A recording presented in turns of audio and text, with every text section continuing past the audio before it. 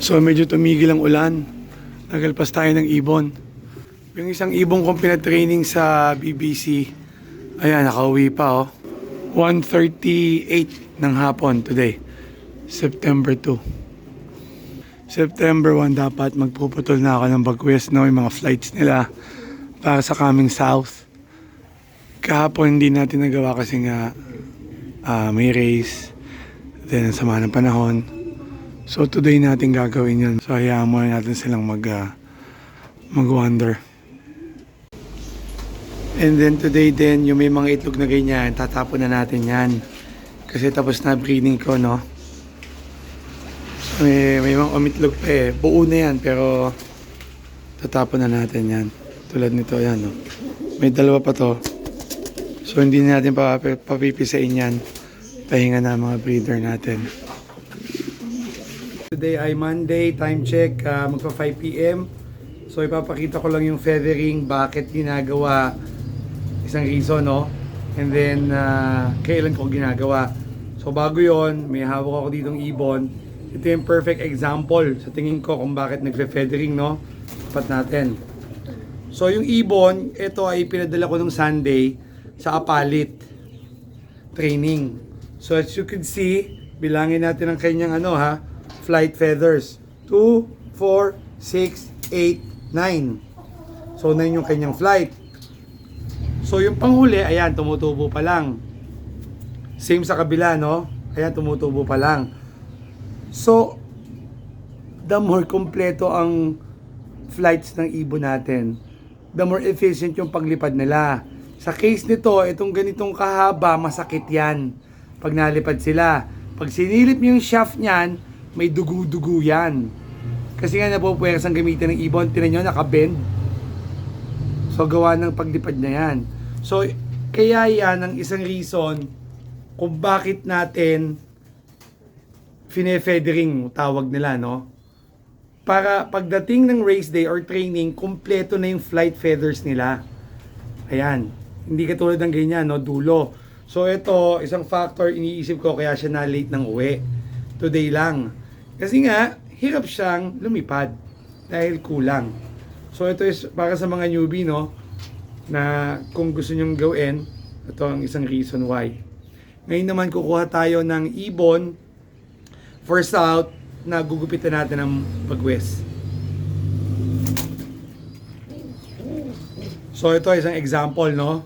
So itong ibon na to ay naka-club ring at saka naka-MacArthur PHA. So hindi ko pa alam kung kailan ang start ng race namin. Pero for me, November gusto ko meron na akong self-tosses come November, no? Para yung ibon ko, pinapauna ko to. Hindi ko to isinasabay sa track. Ayoko, gusto ko pag sumampa ibon ko sa track, at least meron na siyang several tosses up to, kung south. Gusto ko nakapag self-training ako up to Sariaya. No? At least confident na yung ibon ko. Bilangin natin ang feathers niya. 2, 4, 6, 8, 10. So September tatamaan to. Itong pang 8. Yan. Pang 8.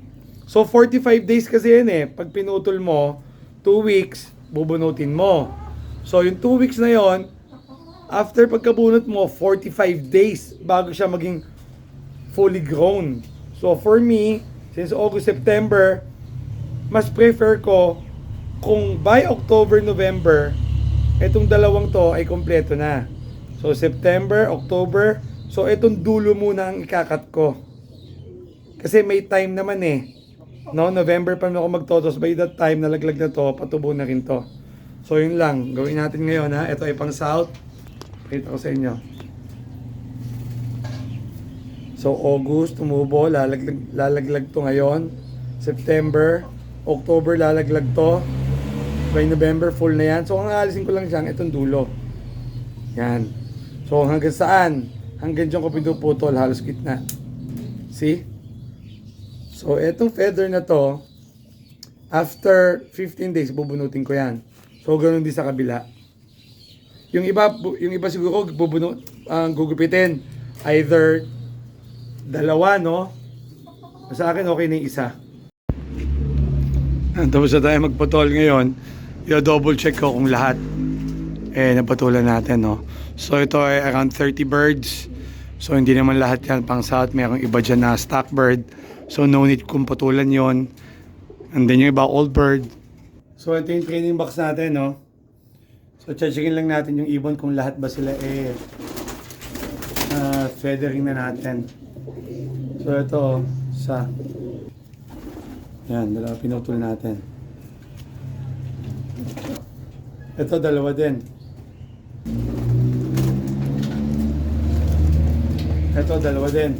So, get the point, no? So, gusto nyo, by training, kompleto na ibon nyo or isa na lang ang missing. Para pagdating ng karera, kompleto na sila. So, hopefully, may nakuha kayong tip, no? So, na-double check na natin. Ito yung nagupitan natin. Ito yung mga stock bird, old bird ko, no? Sama-sama yan. Ayan. So, ito pa. So, ito na-aksidente, naka-MacArthur, sayang, oh. Nabali yung pa-amateur na yan, eh. So, stock na lang din yan. That's it.